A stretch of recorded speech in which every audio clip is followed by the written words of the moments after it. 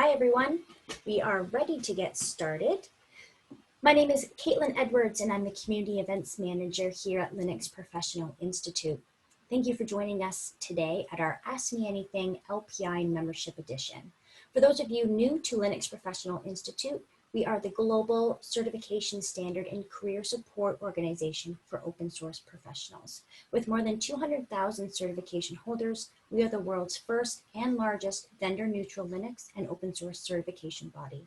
We have certified professionals in over 180 countries, deliver exams in multiple languages, and have hundreds of training partners. We have gathered your questions over the past few weeks and created a presentation that will give you an overview of the why, how, the who, what, when, and where. So thank you for your submissions.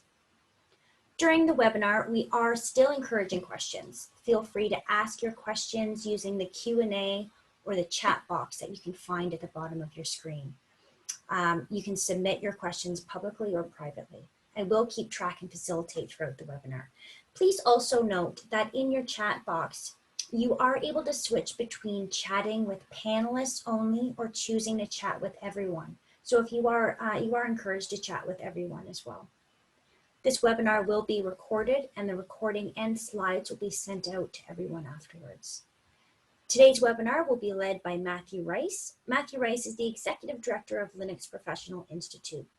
Prior to his executive role, he held the position of Director of Certification Development. Matthew was a licensed engineer in Canada in the fields of geophysics and software development and has received his LPIC 1 in 2002. On that note, I will pass the mic. So Matthew, why don't you take it away? Great, thanks Caitlin. And hi everybody. And to some of you, I saw the attendee list early. Some of you are already members, so welcome, special welcome to you as well. Basically, this Ask Me Anything is here to answer questions that possibly aren't up on the website or common knowledge or obvious. So hopefully you guys brought a lot of questions because this is actually mostly a repeat of the AMA that we did 2 months ago. So it would be great to add some more content. There's a little bit more for anybody that did come to the last one. So like the last one, I'll be answering questions why, who, how, what, and when and where people can join if they want to. And I think we'll also pause for questions anytime. There's a lot of opportunities for that. All right, so first on to the why. Well, on why there's a membership program, the main impetus was there was a governance change at LPI.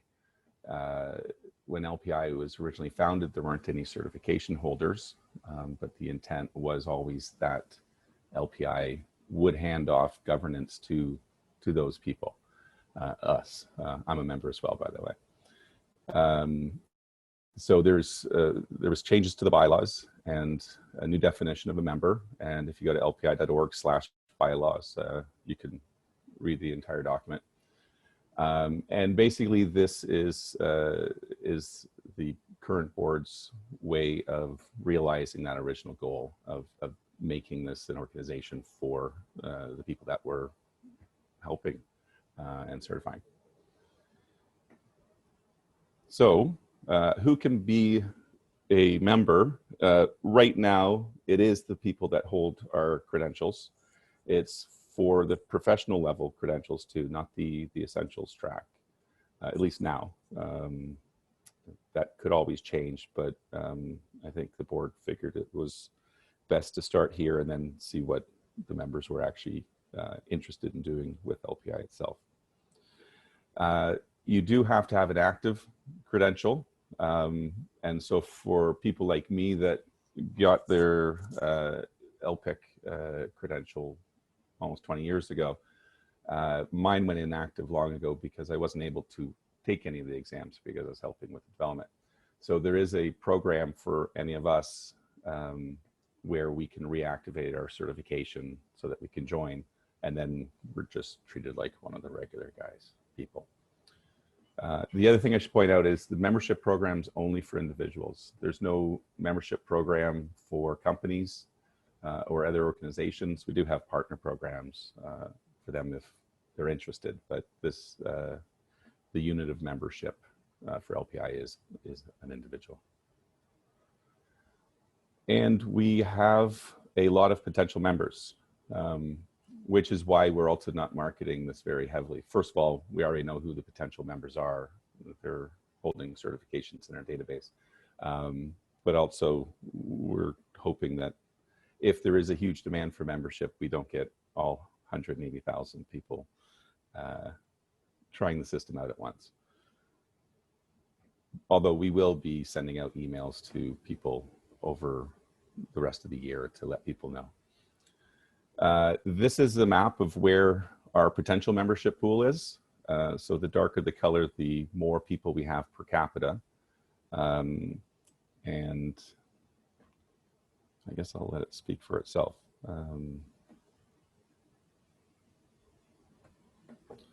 All right. Actually, I'm not able to keep an eye on the chat. Are there any questions at this point? No, no questions so far. All right. Excellent. Okay. So how does someone become a member? The first thing that has to happen is after having the credentials is you have to agree to the membership terms. That includes a code of conduct. It was an amalgamation of a number of code of conducts used by other open organizations. Doesn't seem very onerous, mostly common sense. And that's one of the terms. The other one is there are dues for membership. We are working very hard to make it so that the value of the membership, even beyond just what you're doing with your certifications and keeping them active or anything like that, is way beyond the dues that are paid. And then during the membership, there's a ongoing requirement for professional development. This is similar to programs you'd see by the ISC2 or the PMI for the professional certifications. PDU just stands for Professional Development Unit, roughly equivalent to about an hour of effort. So over those 3 years, you know, it might be 60 hours of additional training or reading books or participating in community programs or working or using your skills to volunteer. There's a huge list if you click on that link at the bottom. When you get the presentation, you can read more about it.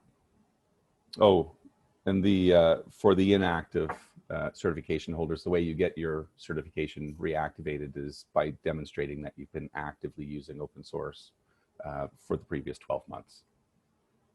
So if you don't want to join now and you're inactive, and maybe next year sometime, it would be the 12 months from then. That would be the window that we'd look at.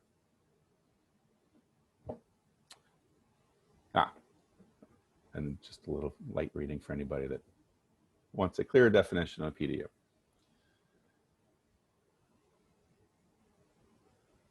All right. Caitlin, any questions? No questions so far. All right, just saving them all for last. All right, so what will happen if you're a member? Well, the first one, which wasn't actually high on the list of interest for people when they answered the survey of what they're looking for in a membership program, but one of the most important to the organization is the governance. So there will be annual board elections. I believe a third of the board would be rotated out each year. And as well, there's also a nominating committee. Those are volunteers that want to help find potential board members. You don't have to be a member of LPI to be a board member. But if you are a member, there are some self-nominating or mutual nominating opportunities if you feel you're ready for a board position and maybe being overlooked by the nominating committee. And the other thing that will happen as well is an annual general meeting. All members will be invited. There'll probably be a small physical location, but we're doing our best to make this a meeting that can be what's the word for it? A good meeting for everybody, even if they're participating remotely. And hopefully we'll be able to support more than English as well. At that meeting, you'll be seeing things like the annual report, financial statements for the organization, or members would be able to submit, proposals for things that they'd like the rest of the members to see formally. And that will happen sometime in the second quarter of each year. It has to happen before July 1st of each year. So expect it to be end of May or sometime in June. There's also a number of community programs that we have. Some of them are around helping with the exam and learning material development or translations, but there's also events. There's our blog, and there's the fosslife.org magazine that was launched. And there's a number of others that are coming up. As well, there's also committees. Probably for this group, the most interesting one would be the Member Engagement Committee. That one, we've actually set our first meeting of that one for October 21st. And it's going to do a straw man poll of what would be a good time. It's a Wednesday, I believe. I was going to suggest 9:30 Eastern, but anyone that thinks they'll be a member at that point, you're welcome to come to the committee meeting. If you are, then maybe leave a comment on what you think of the 9:30 idea, a.m. All right.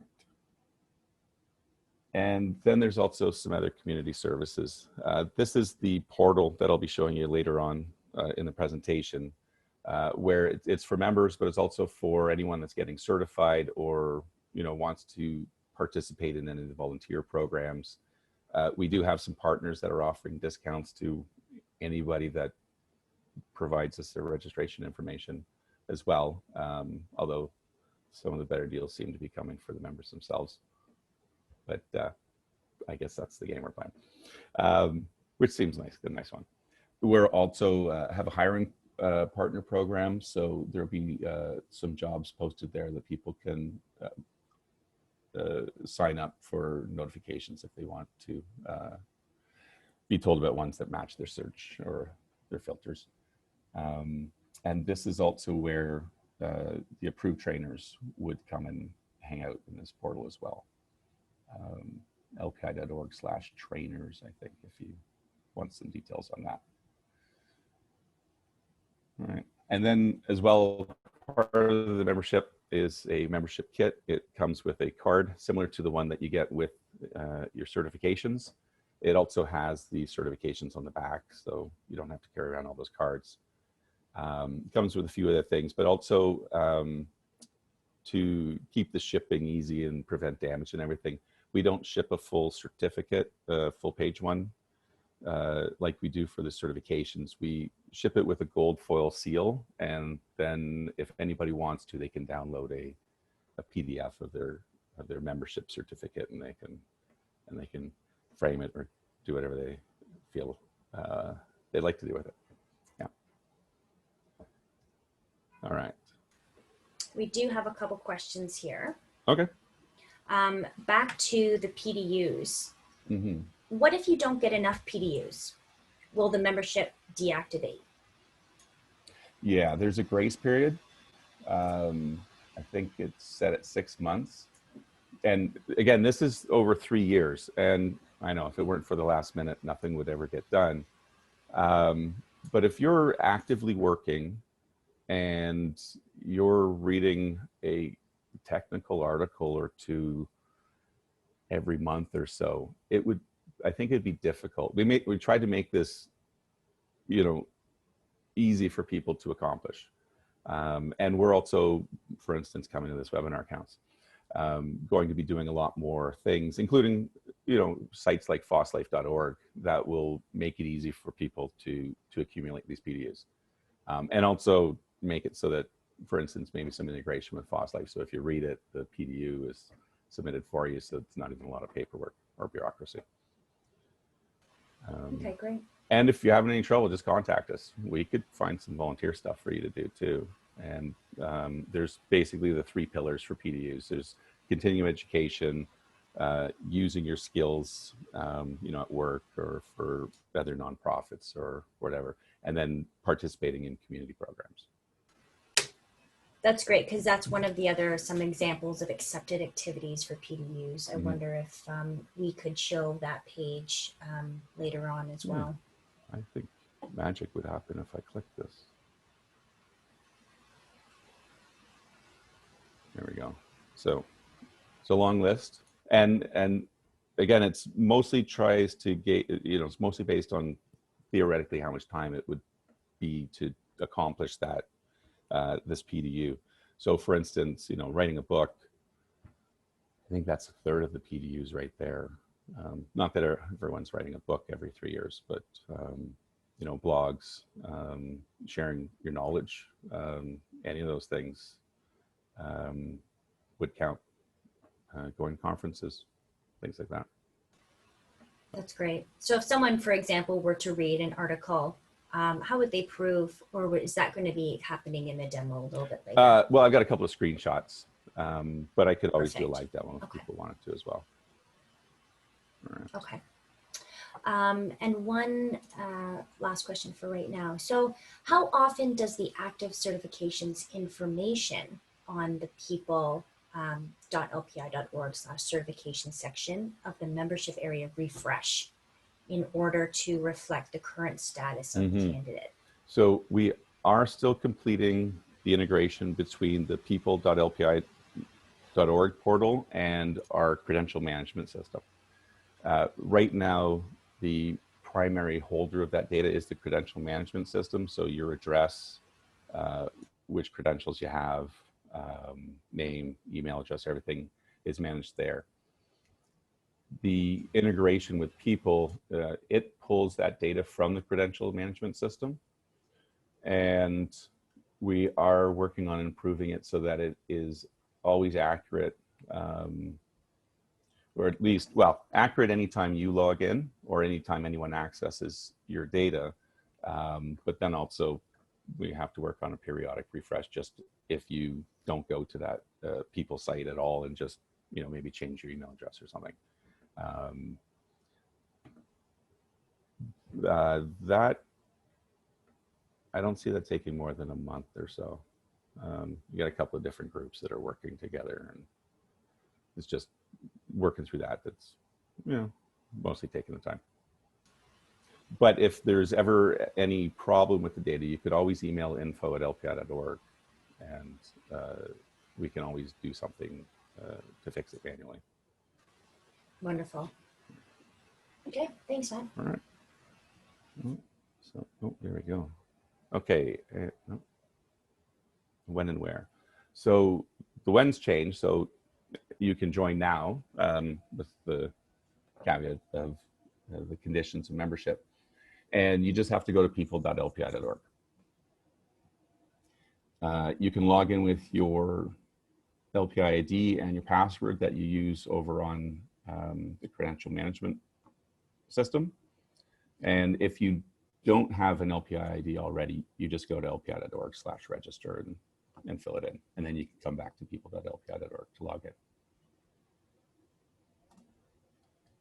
You will see a screen like this for your dashboard right now. And you'll be part of one of these 2 tracks. Either you'll have an active certification from LPI already, and then you can move on and agree to the terms and become a member, or you have an inactive certification, which was my situation when I joined. That's why this is black. And the gold is the next step, which is to submit 20 PDUs. If you have the active certification, you don't have to do that part. So for any of you that already have active certifications, you can go get a drink of water for the next 3 slides until the next AMA. This is what you'd have to do if you have to submit the 20 PDUs. So you just click on the PDUs, although the dashboard will also be telling you you need to submit your 20 PDUs. And as you're doing it, you'll see a summary of how many you've submitted and what state they're in. These are the categories. They're also listed on the website.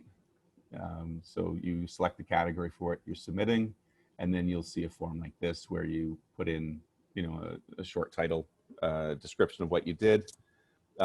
If you want to, you can supply some supporting materials. So at that point, I think, or a file. So it could be a scan of, your conference pass or something like that, or a link to the article you wrote if it's publicly available. It's optional when you submit the PDU, but there is a random percentage chance that it will be audited, and then you'll be asked to supply the supporting material. Industry standard seems to be 10 to 20% audit rate. Right now we're looking at all of them, and haven't been asking for a lot of supporting material because people are actually filling in a lot of details with the supporting material. So people have been mostly behaving themselves. So once you're past that part, you can then click on plans and accept the membership agreement. It's not an OILA, you have to read it. And once you click accept, you're then given an option for what term of membership you want. You can go for 1 year or 3 years. It doesn't change the PDU cycle. If you're a member for 1 year, you don't actually have to submit any PDUs if you won't be continuing membership. But if you do continue to the end of that 3 years, even 1 year at a time, at that point, you will have to have submitted the 60 PDUs to renew your membership for any amount of time at all. And at that point, once you decide which term you want, the ball is in our court, and then we review the application, and you'll be notified via email how to pay your dues. Once the dues are paid, then you're a member. There's no more steps at that point. And that was it. If anybody would like a demo of the site, it is up. We've got a few dozen members so far. We'll be starting our email campaigns to tell people about it. I'd say probably this month or early next month. So if you are a certification holder, expect an email eventually, unless you told us not to contact you, then we won't. Okay, great. We don't have too many follow-up questions, actually. One question that had come in, would you be able to maybe address a little bit the benefits of being a member? How could someone become a member and have that membership help them potentially get back to work or start a business of their own, if that's even an option? So there are a lot of plans for our membership program to have the types of services like that, like the hiring partner program, or even just the content to help you get more skills, or someone even mentioned resume writing advice. Those things, some of them are in development and coming, and they could possibly help. I think the value though for the membership program itself would be more in the networking opportunities that we're going to try and create through those community programs, as well as an opportunity for people to demonstrate their skills publicly. Everyone's supposed to have a GitHub account with a lot of Python on there or something, but not everybody does, especially if they're more on the side of system administration. So those are the sort of things that we're working on. But outside of that, the biggest value I think for LPI for that sort of thing is its certification program. So possibly trying for a higher level credential might be an option as well. But we are also beta testing, the hiring partner program and stuff. So depending on your geography, you can just contact us. We might actually be looking for people that can participate in some of those programs. Okay, great. Those are the questions that we have so far. If there's any demos that you wanted to show, we could potentially go through a couple of them now. Let's see. I did have, well, I have the people portal up here, so I'll just do a quick one here. These are my, yeah, that's my account, good. These are the past PDUs I submitted. If I wanted to, say, submit a PDU for today, I would go down here. It takes a while to find it, but it's that add activity. And, ooh, I hosted one though, didn't I? Oh. Speaking. No, I don't know. I'm not sure which one I'd get. We might have to add another category. So for now, I'll just say attending that. And, oops.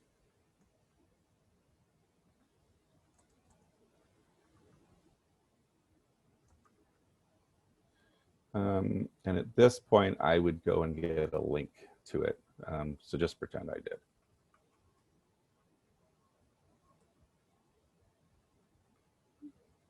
And it was then, and I would click submit. And it would then show up as one that's being under review. So it either go to accepted, under review, or if it's one of the ones that's flagged automatically for additional material, it might be under material requested state. But that's basically it. And then a quick question about that. So if there's any promoted webinars that LPI will be hosting on the LPI website, would a PDU be indicated on that promotion as to how many PDUs this activity would get? Yeah, we should start doing that. Very cool. Yeah. And we do have someone almost starting to work on a Firefox and probably Chrome add-on that would let you just, click to submit something that you were reading, for instance, as a PDU, and it would submit the URL and everything. Not sure when that's going to see light of day, but something I think would be pretty handy. Okay, great. We do have a question. Are there member-only webinars, or will there be? I think we're torn on that one.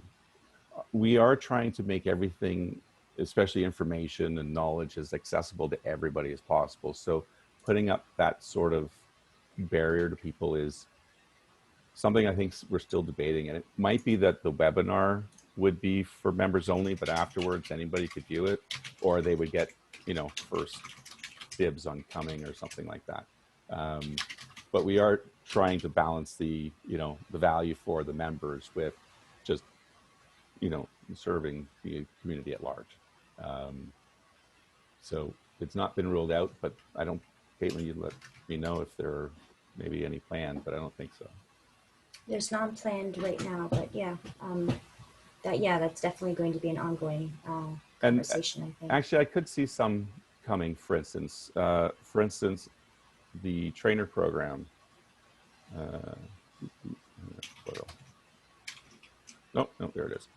So there's two trainer programs. There's a registered trainer, and anybody can be a registered trainer. It's actually our training partners registering their trainers with us so that we know that they're using certified instructors and all that. There's not a lot of perks to being a registered trainer with us, although we will try and keep them informed and invite them to stuff. But there's also, it's not on here yet. There's also an approved trainer program, and that is one that will have, we'll be, promoting them to training partners. Like, you can hire these guys because training partners are always looking for new trainers, and a lot of contract trainers are always looking for new training partners to work with. Quite likely that we'll have some member-only stuff for them, because the way we're launching a trainer program is it's a member service. So any of our members that are trainers can get that approved trainer status. And we did this so that we don't have to charge for the program. And if you're already a member, it's included. So so it's likely those guys might get some, you know, approved trainer only stuff. And yeah, at that point, it's not members only; it'd be for those guys. But yeah, I mean, it's possible. Okay. In order to become part of some volunteer projects, at what level of knowledge is required? So for some of us on track to become certified, we often hear that we need more experience, and they're just curious on the entry point. What would be appropriate for them? I'd say it depends on the program, right? So, for instance, the Share Your Voice one, we've had people just, you know, write their experience going. I remember one guy, he was a Spanish and Japanese language teacher, and he decided he liked Linux, so he went and got his LPIC one, and his writing was about that journey and how LPIC one helped, but it helped because he also started going and networking. He went to some Linux user group meeting, and within 6 months of doing those two things, he had a job somewhere and was quite happy.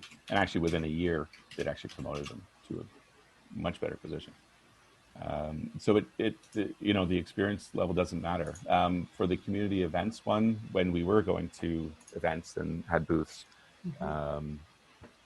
there's training involved in that program. So, you know, we make sure that you know what our programs are and what they mean, and the certification programs.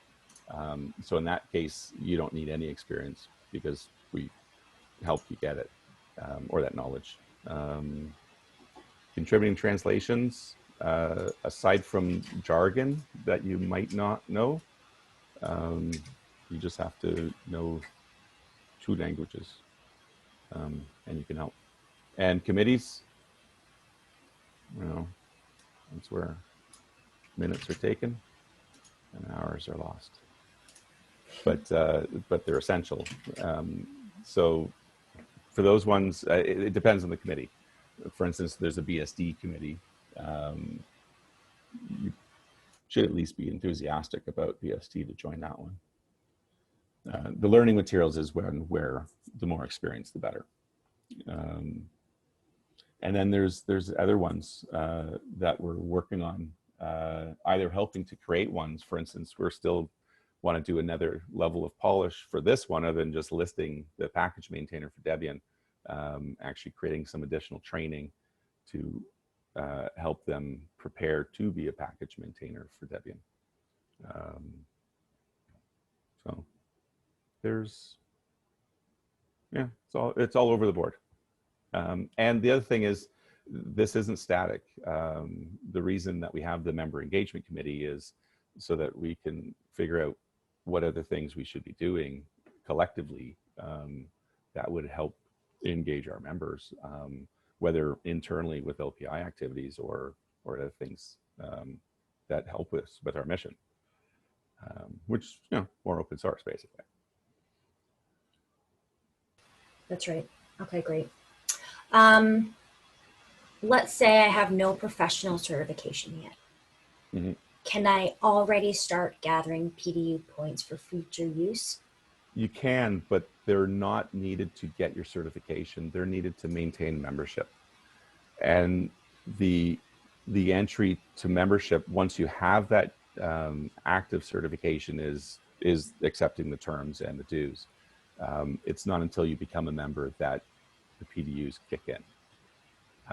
And this was, you know, for the last 20 years, the only way for you to maintain the active state of your certifications was either to go up a level or to redo it, which isn't really the way the world works. I mean, people get that credential and they move on, they learn more, right?